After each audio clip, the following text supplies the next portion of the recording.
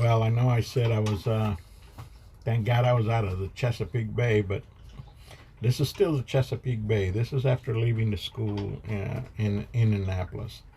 Uh, it's not very far from here till the bay ends, and it actually turns into like a little river, a little creek somewhere a little bit further up. And I'm just catching the last part of the bay here. There's actually a channel right here that's going to connect to the Delaware Bay. And once I get in through that little channel there, uh, I'll be stopping off at Chesapeake City, which is the last part of Maryland. From Chesapeake City, you can actually see the sign that says Delaware.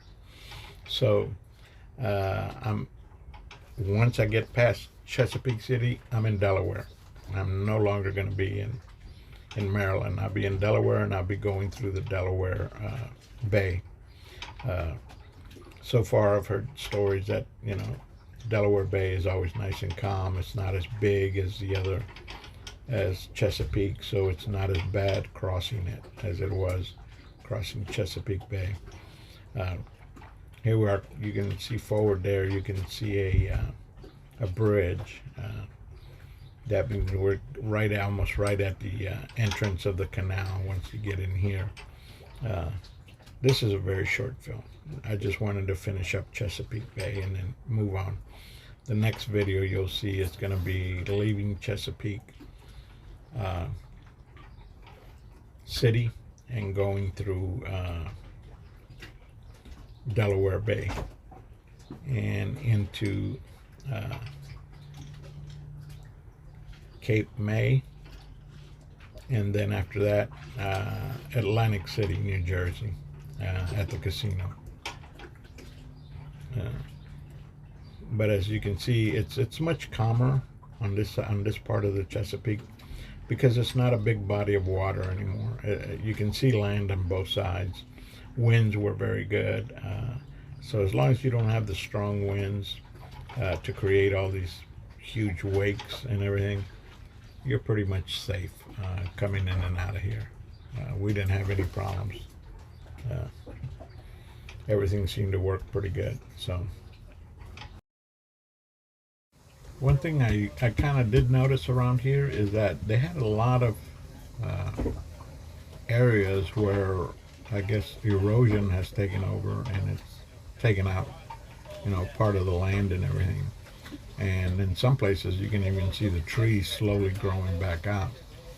But apparently that must be something that's something you have to deal with. But I notice a lot of the houses around here are pretty close to the edge around there. So kind of think, sooner or later they gotta come either do something about it, either shore down the base or the cliffs or something, and keep the houses from going in. We're almost getting to the point now where we're right getting into the channel that goes into Chesapeake City. And once I'm there, I'm going to be able to get to Delaware fairly easy and into the bay.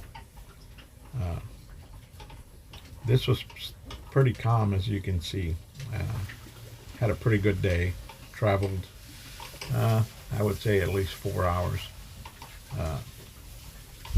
And I did stop by and pick up some fuel, but not a whole lot, since I figured it'd probably be a little bit cheaper once I got into Chesapeake City.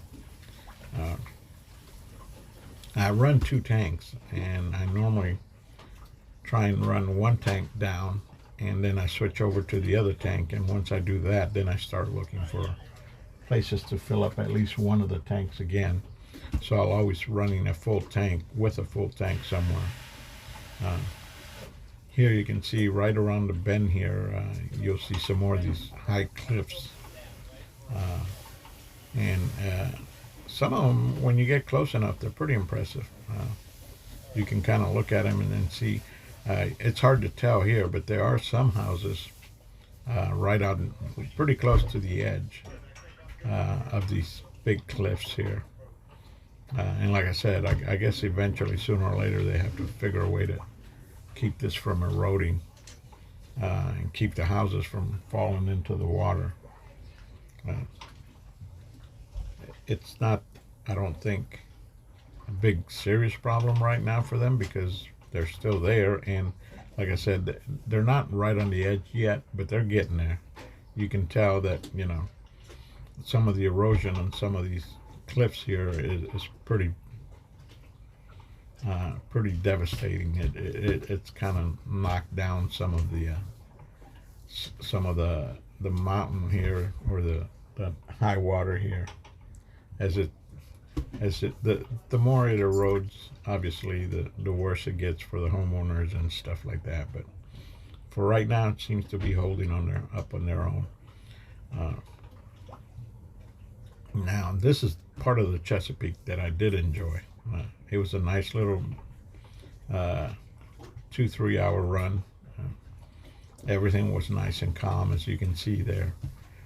Didn't have to worry about it. And I was averaging right at about 12 to 13 miles an hour. All depends on the current. If the current's running with me, it'll pick up to 13, 14 miles an hour. If I'm running against the current, it'll normally drop down to 11, maybe 12. Every once in a while, I've seen it drop down to 10. As holding up my RPMs at 3,200 all the time. So I do kind of enjoy watching some of the scenery around here. There you can see there's even a park not too far up there on top. That looks like it's an RV park. And again, it's pretty spectacular looking. You can even see some of the trees already starting to grow back up. And of course, they're going to grow. They don't grow straight up. They got to grow upward. So, yeah. But all along, there was a lot of this stuff just like this is right here.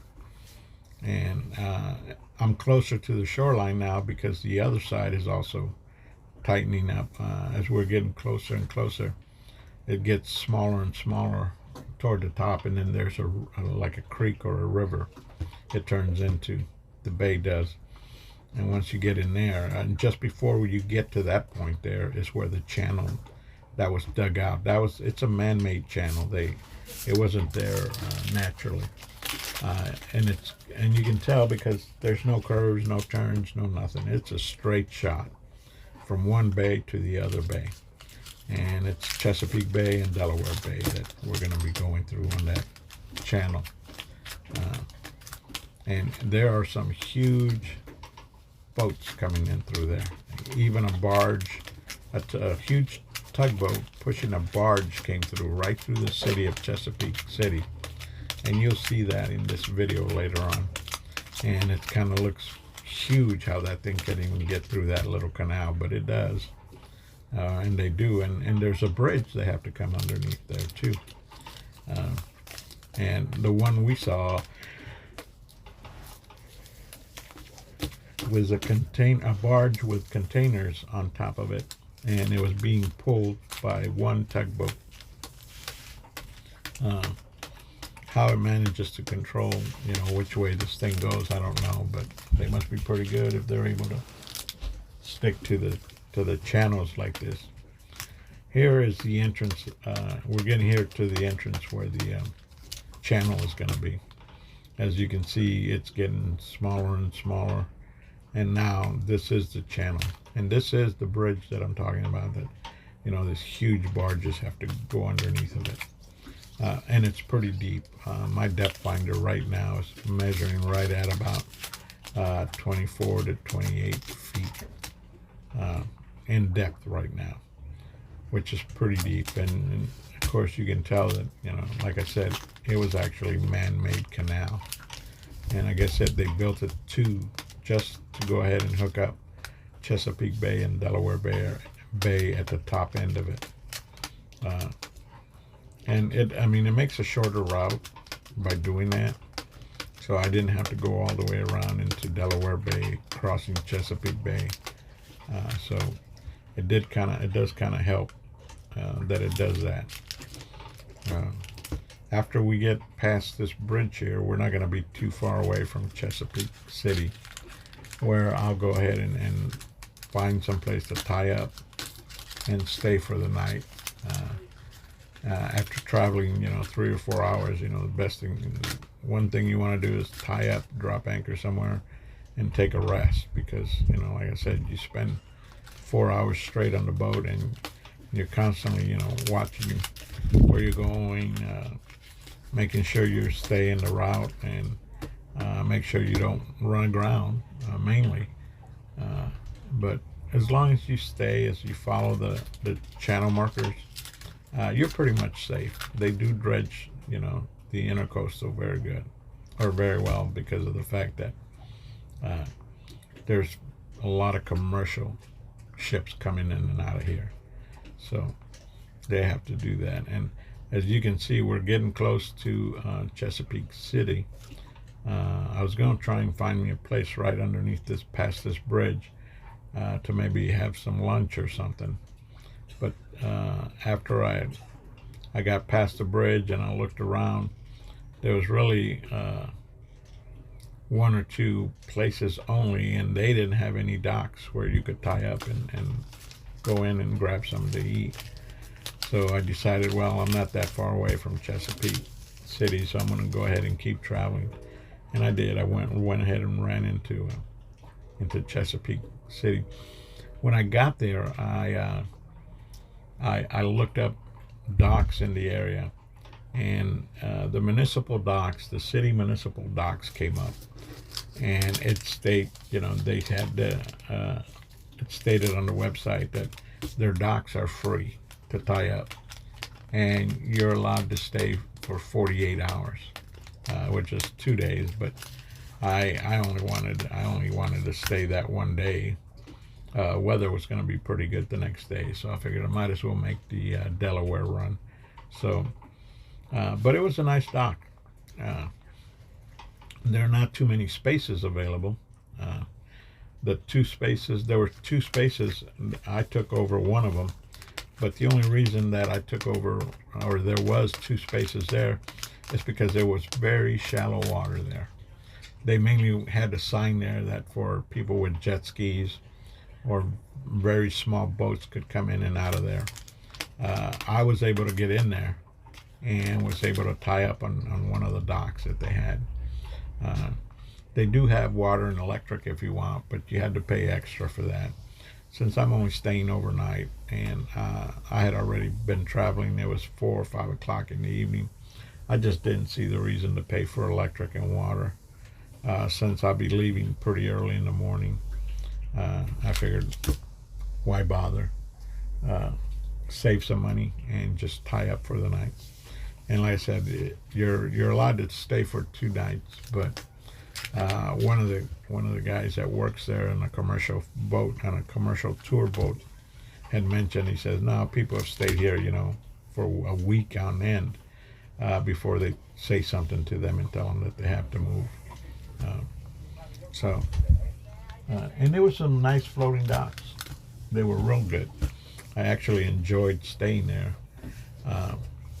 They did have, public restrooms in a little park again. Right around the corner was a little park area where people come and sit down and watch, the tourists and the people coming in and out.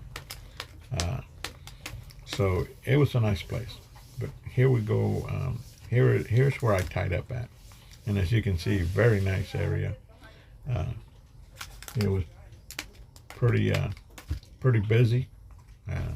This was on a Saturday when I came in here, and as you can see, the bar and the restaurant and all of that are already open.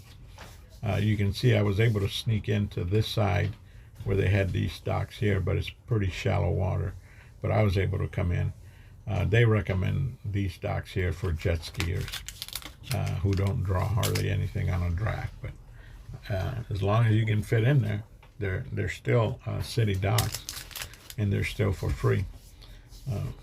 So save me a few pennies here and there. Here comes that tugboat here pushing this big barge. and it's actually going right underneath that big bridge that you just saw earlier. And it's pretty big, and it's amazing how they can control these barges on such a small, well, consider a small canal. Obviously, if you're going the opposite way, you want to definitely stay out of their way. These guys don't turn on a dime, so you let them go by, or you move out of their way, let them do their thing, and then you just keep going afterwards. That was pretty impressive how they were able to move this big barge through there. And that's pretty much going to be the end of this. You can actually see the sign from here that says Delaware, entering Delaware, the state of Delaware. So I'm not that far from the state of Delaware, and I'll be going down to Delaware Bay next, which should be tomorrow morning when I take off here, weather permitting. I haven't checked the weather yet, but this is the nightlife. Same place, it's just lit up at night. They even have the docks and everything lit up. They also had a live band playing. They were playing country and western music. This is the end of this video here, and the next stop will be Delaware Bay. Thank you.